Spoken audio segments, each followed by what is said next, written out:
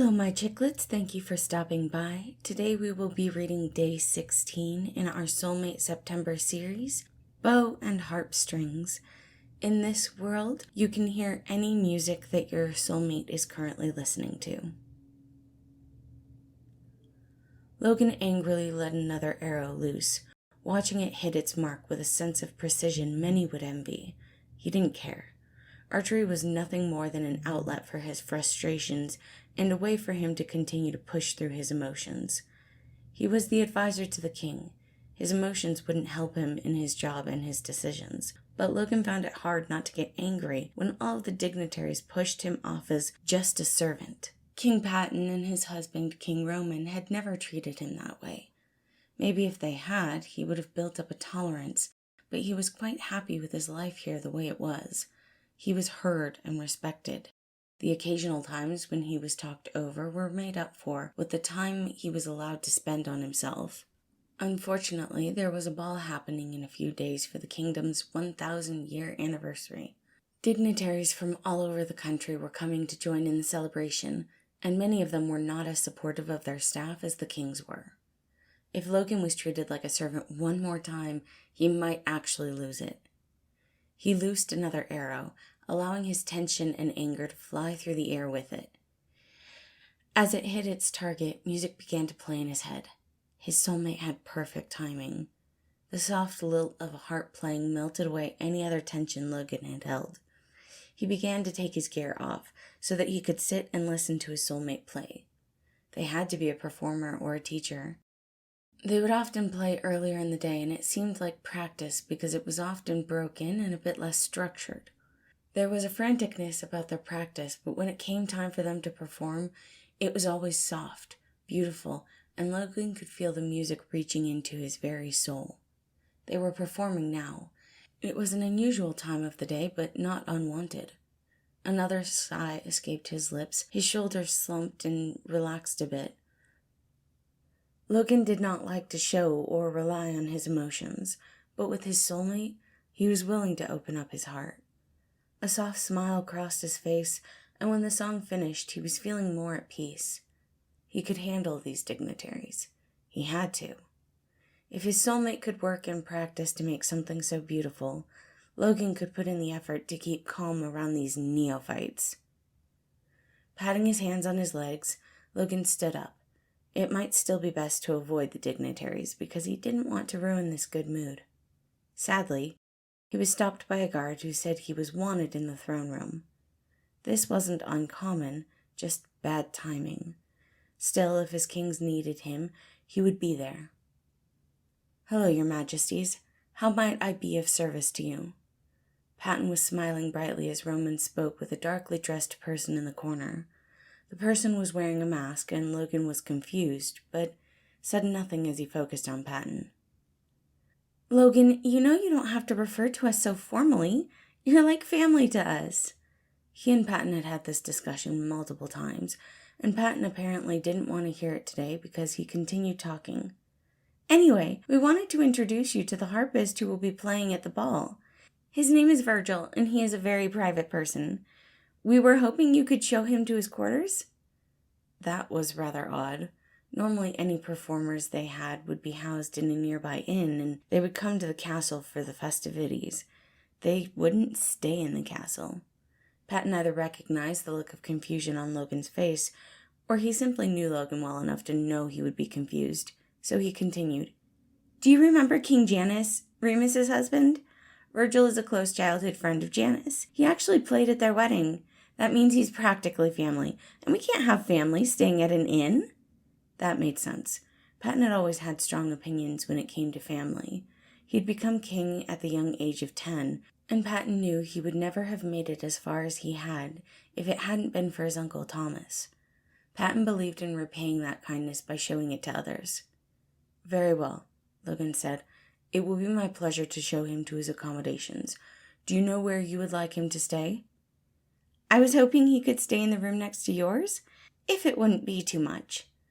Patton had that look on his face, like he was up to something, but Logan had no clue what it could possibly be. However, Patton was never up to anything nefarious. He just didn't have it in him. so Logan acquiesced. "As you wish." And with that, Logan bowed. He knew that Patton wouldn't appreciate him showing such formalities. However, it was important to keep up appearances when there were guests. Logan then began to make his way over to where King Roman and Virgil were speaking. "Just the man I was talking about. Virgil, this is Logan, our most trusted advisor and stick in the mud."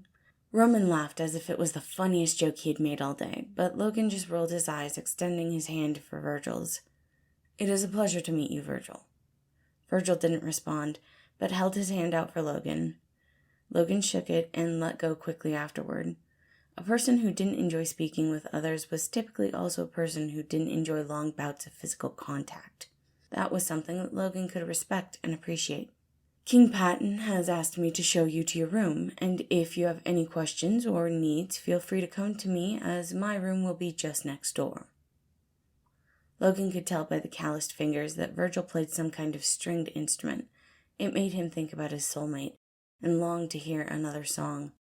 But Logan didn't know who his soulmate was, and simply had no time to go out looking for them. He hoped that fate might one day connect the two of them, but for now, he was more than happy to simply stay in the service of his two kings. Currently, that meant showing this stranger to his assigned room. Just because Logan was respectful didn't mean he wasn't curious. Virgil was wearing a long black cloak, which was very common for travelers' cloaks. However, underneath it, he was also wearing dark colors. That was a color scheme typically used by thieves and bandits, not performers who were to be somewhat at the center of attention. Also, Virgil wore a mask, hiding his face from the others. Logan wasn't sure if he was shy or attempting to curate an air of mystery. If it was the former, his look would most likely garner more attention, whereas if it was the second, he was doing quite a good job. He found himself being pulled into the mystery that was Virgil and wanting to find out more about this person. However, it wasn't his place to question or judge, so he simply began to lead Virgil to his room. The two walked in silence, and Logan was okay with that. He had never been the type of person who went out of his way to create unnecessary small talk. However, his mind was racing. If he was indeed someone close enough to Remus to garner a spare room in the castle, why would he feel the need to hide his face? The way that Virgil readjusted his shirt at almost every step didn't give off the aura of someone who had the confidence to be a killer. So, was this entire outfit simply due to shyness? It was a fascinating curiosity that Logan didn't at all understand, though he doubted he was going to get any of the answers either. "This is your room. Please let me know if you have any questions." Virgil simply nodded and walked into his room, and Logan could see just the brief glimpse of a harp as the door was opened and then quickly shut. Shortly after the door was shut, Logan could hear the soft sound of the harp being practiced, and he decided to spend the rest of the day in his room so that he could listen to the sounds. It reminded him so much of his soulmate, and it was a soothing sensation. Now, Logan is a smart man. That was why he was the king's most trusted advisor. So, he was ashamed to admit how long it took him to make the connection he had just made. A few days had passed, and the ball was happening later in the evening. Logan was taking a few moments to himself, once again practicing his archery, when he realized that the harp sound in his head had never clashed with the sound of Virgil practicing. And even now, while he was out at the archery range, it was as if he could still hear Virgil from right next door to him. He had walked away from his room, but the sound had never faded, just a light strumming in the back of his head that soothed him. It hit Logan like an arrow to the chest. Virgil was his soulmate. 3 days, and he had not yet realized that the man practicing in the room next to his was playing the same notes and sounds that his soulmate was playing. Logan dropped his bow and brought his free hand to his face and groaned into it. Now that he knew, what was he going to do with this information? He felt it would be improper to tell Virgil the day of the ball. That would add unneeded stress to someone who obviously worried about each and every performance. However, what would happen if he waited until afterward? Was Virgil not planning on leaving immediately after? Would Logan have time? He really was not versed in matters pertaining to emotions, and he knew who he wanted to ask for help, but he also knew how busy King Patton would be. Patton would never say no to him needing help, but it was irresponsible of him to ask during such a trying time. Logan sat down, trying to suss out all of his options. He had always wanted to meet his soulmate, but he had never stopped to consider whether or not his soulmate would want to meet him. Sure, he hadn't gone out and actively sought the companionship of his soulmate, but that didn't mean he didn't care. In frustration, Logan began to ruffle through his hair, not hearing the footsteps that walked up beside him. "I was hoping I would catch you out here." Logan could hear Patton's voice above him, and he scooted over so that the king would have the room to sit down. "Though, you look like you have something going on. Anything your old pop can help with?" "We are near the same age, Your Highness." "But you're still younger," Patton teased, gently putting a hand on Logan's shoulder. "Seriously, Logan, what's up? You look extremely stressed. Is it something to do with the celebration?" "No, of course not." His voice was soft as he spoke. "I am more than capable of adequately performing my duties." "I know you are. This is a rather important event. It's okay to be worried." "I can assure you it is not that." He let out a sigh, plucking at his bowstring with his protected fingers. "I think I might have found my soulmate, but I am not sure how to approach them regarding it." He could see out of the corner of his eye, Patton fighting not to squeal and wiggle excitedly. "Well, kiddo, the nice thing about soulmates is the fact that you probably already know what to do. You just didn't realize it." Logan nodded, because he had an idea. He was just concerned it wouldn't work. "Would it be possible to have the last song played by someone other than Virgil?" Patton had to cover his mouth to stop himself from cooing. "It's Virgil?" he asked in a hushed, excited tone. "I believe so." "Consider it done. It's short notice, but I'm sure I can find a student of music somewhere who can play one song." "Thank you, Patton." And this time Patton actually squeaked, throwing his arms around Logan and hugging him close. Logan just let it happen, his mind now running through everything he would need to do to prepare for this. He wanted to confront Virgil, but also give him an escape where he could easily say no if that's how he felt. Logan spent the rest of the day busying himself with the preparations for the ball, both his personal preparations and those needed for the castle. He assisted with everything he needed to, and when it came time to get himself dressed, Logan pulled out an old mask that he had for a previous ball. This wasn't a masquerade ball, but Logan wanted it out and available for his plan. He would wait until the last song of the night, wait for Virgil to be told he could enjoy the party for the last song, and then he would approach, hiding his own face. "Sir, might I ask you for this dance?"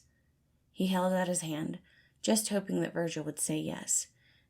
As he felt the man's eyes run up and down him, it took a moment, but Virgil did put out his hand for Logan to take, and the two began their twirl around the ballroom.